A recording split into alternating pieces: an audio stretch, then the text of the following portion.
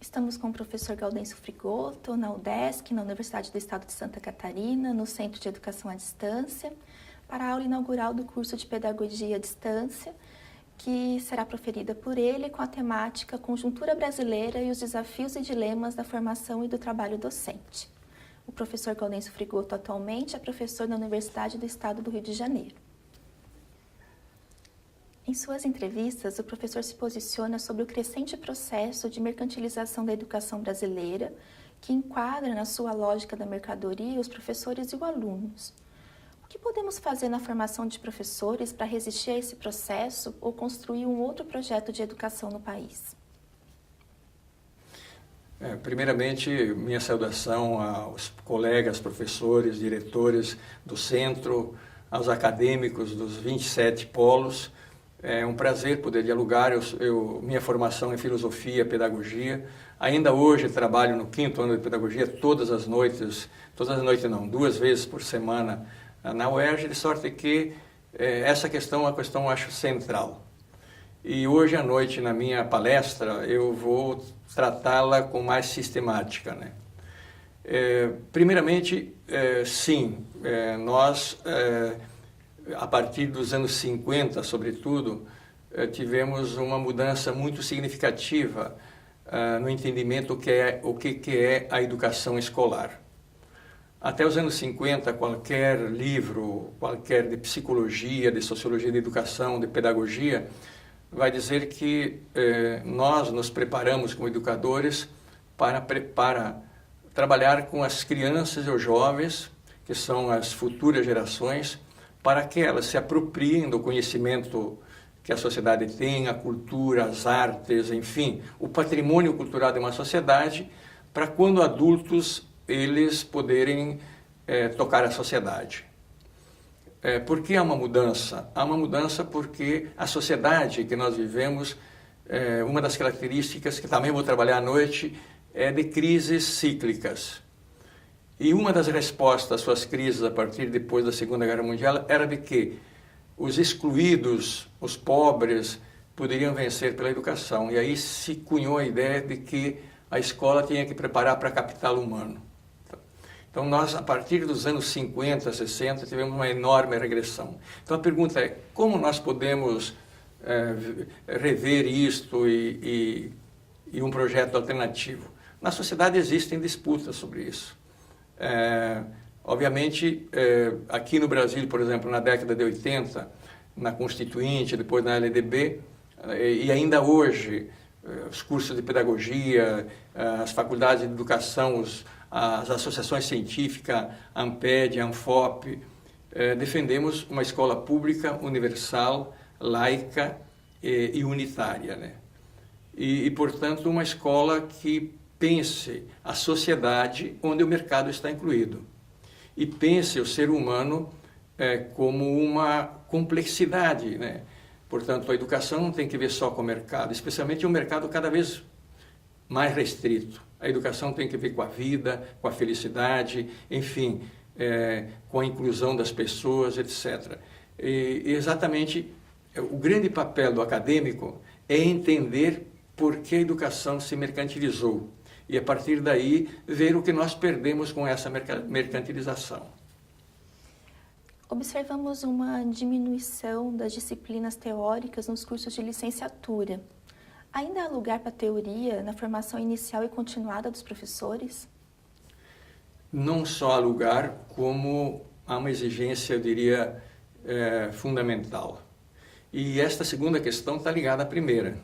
Se você não tem essas disciplinas que permite ver a parte no todo, você não vai entender porque há uma crescente mercantilização da vida, inclusive do corpo. E, portanto, esta ideia de que há demais teoria ou que as disciplinas teóricas não ajudam, exatamente é a perspectiva da mercantilização. Uma das coisas mais perversas, eu diria hoje, nos cursos de pedagogia, é reduzi-los a técnicas do bem ensinar. Isso é cair, como diriam os espanhóis, na trampa, na armadilha, de que Para as classes populares, sobretudo, nós temos que ensinar e adestrar, enquanto a classe média alta manda seus filhos em escolas extremamente complexas, que tem arte, cultura, tem teorias, tem línguas e etc. Então, desde a Revolução Burguesa, normalmente não se é contra ensinar, se é contra educar.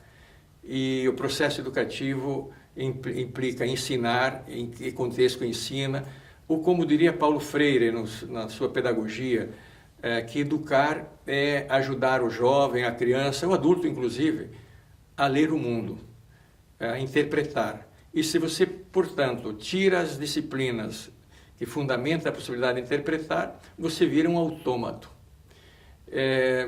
Isso tem consequências com a mercantilização, porque a mercantilização o que é? Digamos, eu pego uma garrafa de Coca-Cola igual, todas elas são iguais. Eu pego um livro de uma série, idem. Eu pego uma calça jeans de uma marca naquele modelo, todas são iguais. Só que nós, seres humanos, cada um é uma unidade intransferível. É verdade, a educação não lida com cada um, mas lida com contexto, culturas, diversidade, gênero, enfim, modo de ser. E, portanto, o campo da teoria é fundamental. Nada mais prático do que uma boa teoria. Sem teoria, o médico não diagnostica. Sem teoria, o psicólogo não nos ajuda. Sem teoria, o químico faz uma alquimia que nos mata. Então, a teoria não é sinônimo de uma abstração vazia. É fruto do conhecimento, da pesquisa, enfim, do debate, etc. Então, os cursos hoje têm ausência de teoria. E para o referencial marxista, qual sua contribuição para a formação docente? Há muitos referenciais críticos, né? Há um autor americano que eu gosto muito, que é Frederick Jameson, que diz que há muitos referenciais que fazem a crítica às relações sociais capitalistas, mas o referencial marxista é o que faz a crítica na perspectiva da superação. Uma das coisas que aproxima Freud a Marx é de que Freud se preocupou muito não com o superego. Isso, a tentativa de eu me apresentar bem, o microfone está legal, e é legal isso. O superego é a fachada que não mostra o meu id, que não mostra o que a gente é permanentemente. Eu vou até aqui a gente, dando aula, a gente dá exemplos, né? Eu, em casa, costumo lavar pratos, né? Minha esposa tem problema de coluna e é terrível lavar prato. E as amigas delas um dia disseram, eu queria ter um marido assim. E ela disse, durma 30 anos com ele, né? Então, este exemplo mostra que quem vê algo não vê o subjacente, não vê o id. E, de fato, a contribuição do marxismo é que o problema não é ver o fenômeno, é tentar descobrir as forças, as mediações, as determinações que constituem aquele fenômeno. Por que um aluno não aprende? Eu posso dar uma explicação, porque ele está distraído, porque ele não tem esforço. Isso tudo não é conhecimento. Eu tenho que ir mais fundo, tentar entender o que produz aquele bloqueio, e para isso eu acho que o marxismo ainda ajuda muito. É interessante, na crise agora da bolha financeira que deu nos Estados Unidos em 2012, na feira de Frankfurt, o livro mais vendido foi O Capital, e não por marxistas, por aqueles que queriam entender de onde vinha a crise. Agora, há um grande preconceito, agora então com a escola sem partido que está aí, falar em marxismo é a mesma coisa que falar em Beelzebub, Demo. Nós acadêmicos, nós estudantes, não podemos tratar nada como doutrina. E muitas vezes pode acontecer assim, como os liberais tratam como doutrina, os marxistas tratam como doutrina. A universidade é um espaço do dissenso qualificado. E se tirarem qualquer corrente de pensamento, já não é universidade. Já pode ser uma igreja onde tem seu credo, ou uma ditadura onde tem generais. A universidade é o espaço do dissenso. E quando se critica muito uma teoria, é porque ela incomoda. O professor afirma que a escola sem partido ela liquida a função docente e o ato de ensinar e de educar. Por que um projeto dessa natureza conseguiu tantas adesões? Essa é uma pergunta para umas horas de debate. Eu dizia para a Roselene que estou organizando um livro sobre isso. A escola sem partido é uma esfinge, com várias faces, e que ela é mais grave pelo que não revela do que pelo que ela revela. Ela é a junção do autoritarismo de extrema direita com o fanatismo religioso, onde não há teologia, há a mercantilização de Deus. Eu acho que a votação do impeachment, não vou aqui me explicitar sobre isso agora, à noite até posso fazê-lo, quando evocam Deus, família, aquilo é cínico, porque muitos deles o fazem porque querem atingir a fé simples do público, etc. Então, a escola sem partido é preciso ver, como o Veríssimo diz, há um sinal que nós temos que percebê-lo. E o Luiz Veríssimo, numa crônica que é exatamente sobre o sinal, ele diz: será que os judeus não perceberam que havia um movimento que os iria trucidar? Será que quando perceberam já era tarde?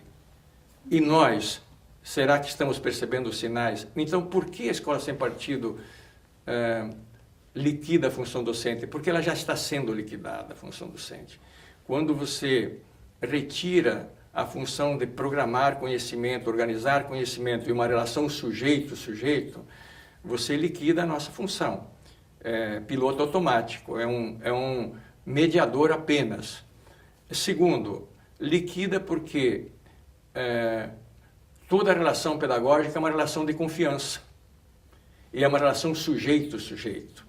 E, portanto, quando lá na propaganda se diz que pai denuncia professor, que aluno denuncia professor, por uma não concordância de gênero ou de religião, como é que nós vamos discutir na escola criacionismo e a lei, digamos, da evolução das espécies? O aluno tem direito de ter isto não confronta a fé, não confronta a religião, nada.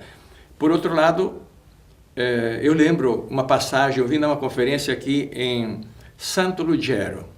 É uma cidadezinha pequena, bucólica, perto da Serra da Bucaina. E eu gosto muito, quando vou fazer conferências, ver o que os professores expõem, os alunos expõem. E lá uma menina de 9 anos, era o ano que nós completávamos 500 anos de descobrimento do Brasil. Uma menina disse o seguinte: dizem que o Brasil foi descoberto em 1500. Que mentira e que vergonha. Eu pergunto, se alguém achar que o professor está ideologizando essa criança, vai ser denunciado? Haja cadeia, eu digo, né? Então, é algo que tem que nos preocupar mais amplamente que a escola. Algo que a intransigência com a diferença e com o pensamento divergente. E isto é próximo ao nazismo. Como o professor avalia os movimentos sociais em rede? Hoje o mundo está em rede, entende? A rede mais poderosa do mundo é o mercado financeiro, né? Então, os movimentos sociais em rede são o que a tecnologia permite, né? Apenas, eu acho que nós não podemos fetichizar, né? Assim como a tecnologia não substitui o abraço e o beijo de um pai, de um filho, de uma namorada, de um namorado, a tecnologia é um grande meio. E ela é, como diz o filósofo Carlos Paris, também a esfinge do nosso tempo. Ou nós a deciframos, ou ela nos devora. Então, a tecnologia pode ser usada como isso. Agora nós estamos aqui permitindo 700, 800 pessoas a terem acesso que na minha geração não tinha. Então, por que não? Isto é o lado belo da tecnologia. A tecnologia como valor de uso, a tecnologia como forma de socializar conhecimento.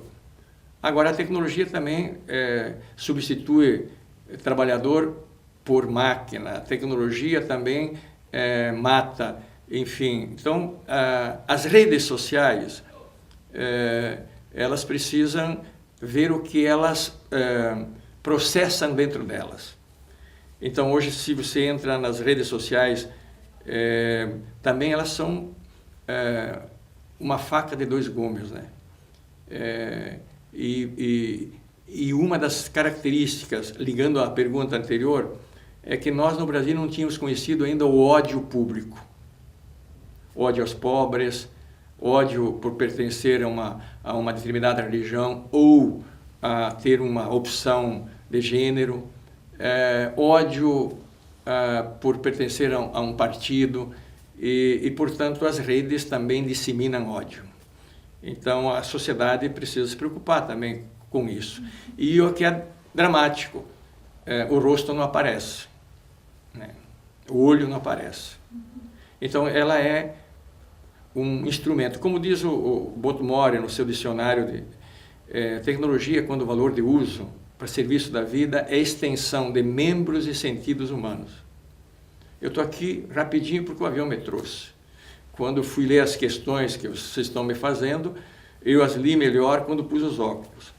Agora, também a tecnologia pode me matar, né? E para finalizar a nossa entrevista, como o professor observa a formação oferecida pelos cursos à distância?